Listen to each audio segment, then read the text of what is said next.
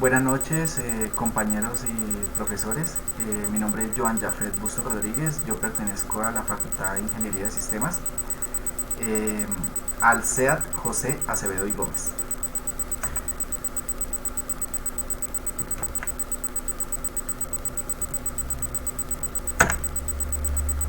Bueno, para iniciar esta presentación les voy a contar un poco de mi parte personal. Soy administrador de empresas desde el año 2021.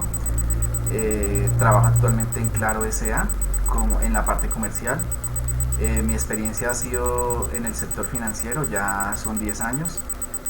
Y estudié desarrollo web con las Minty y la Universidad Nacional en un programa que sacaron en el año 2022. Y pues mis metas está en emplearme en el sector de las TI como desarrollador backend. Entonces también por eso homologué mi carrera y me encuentro estudiando ingeniería de sistemas. Bueno, la evolución histórica de las bases de datos. Entonces, pues ya de pronto para todos es muy común que el manejar información siempre ha sido, esto ha sido de siempre, ¿sí? Entonces ya por allá en el año 1963 ya se comenzó a hablar más como más empresarialmente, ¿sí? Y en California como se comenzó a hablar como un conjunto de información relacionada, ya se le comenzó como a dar más importancia a la información. En la misma década de los 60 se popularizó el uso de discos por parte de las compañías. Entonces de pronto, ¿qué discos podemos conocer nosotros? Como ese que uno que era un disquete, que era 3.5 pulgadas y eso almacenaba como 5 megas creo que era. Entonces me imagino que en esa época almacenaban menos, tenían menos capacidad. También en esta misma década de los 60 hubo una alianza entre IBM y American Airlines para el manejo de las reservas de vuelos, transacciones e información de pasajeros. Entonces ya ahí comenzaron como a ver la información como algo que ya era muy macro. Entonces se comenzaron a utilizar estas entidades que manejaban información como IBM.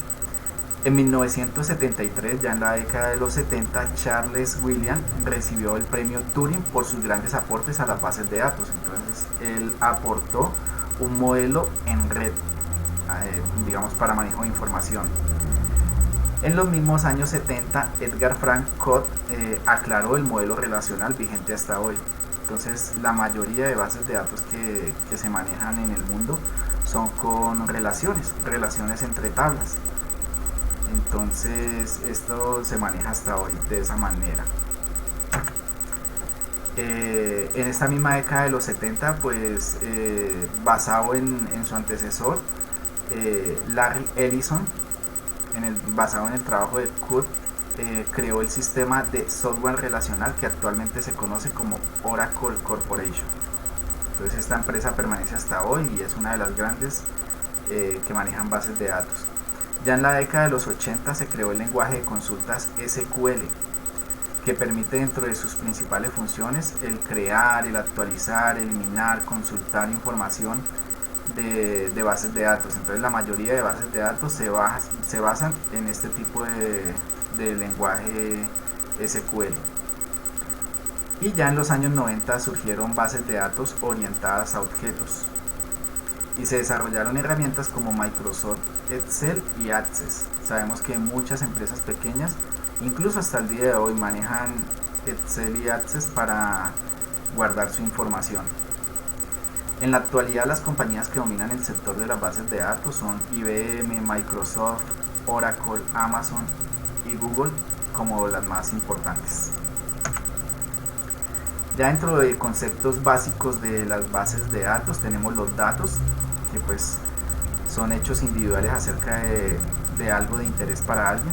Un dato por sí solo pues no me dice mucho, pero cuando yo ya llevo ese dato a, digamos, como a un sitio, eso ya se convierte en una información y ese dato pues toma más relevancia.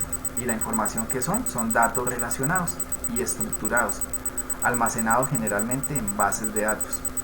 ¿Qué son las bases de datos? Una colección de datos relacionados y una descripción de estos, diseñados para cumplir con las necesidades de información y una organización.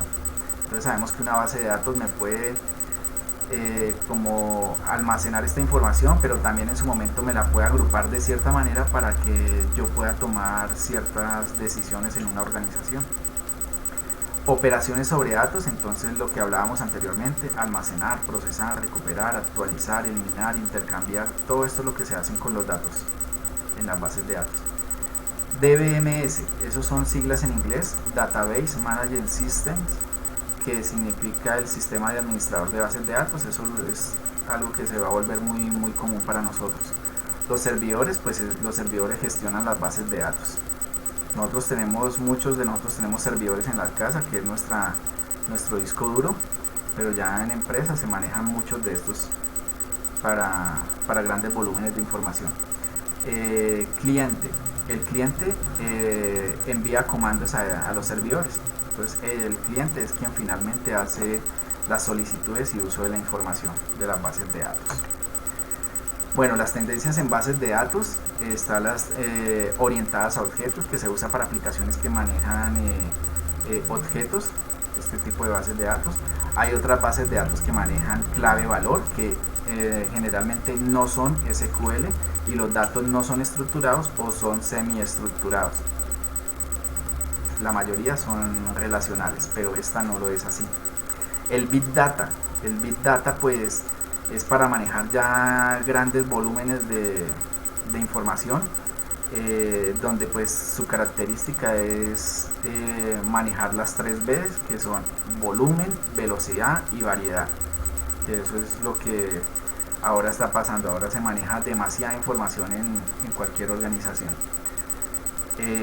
Bases de datos en la nube también es una tendencia, y porque pues ya muchas compañías ya no les está interesando administrar centros de servidores, sino que toman los servicios con grandes empresas. Entonces almacenan en la nube y así pueden obtener la información en cualquier lugar sin ningún problema, con pocas posibilidades de que se caiga.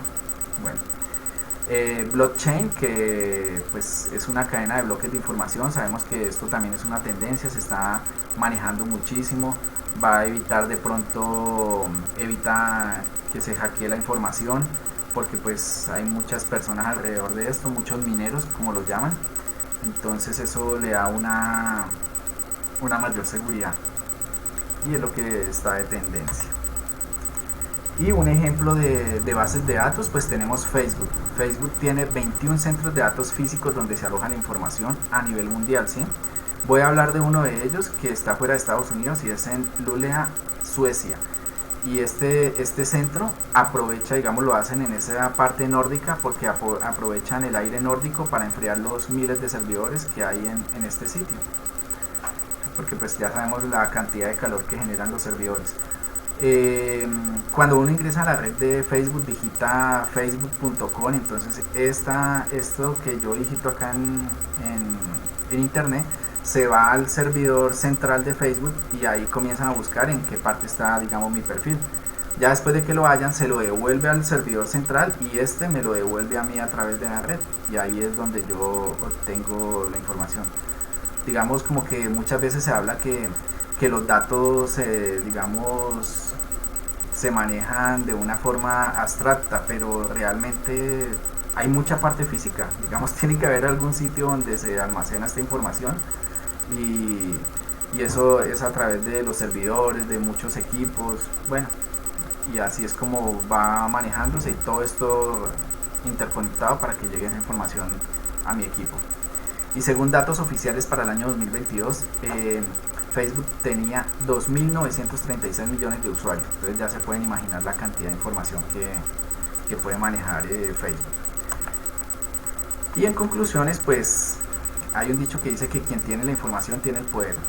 Y entonces ya sabemos cómo se está manejando la información a nivel mundial, cómo las entidades manejan todos estos volúmenes de información para tomar decisiones, para influenciarnos a nosotros en las compras, para estarnos llenando de mensajes, de información, para que nosotros tomemos decisiones de comprar en X o Y sitio.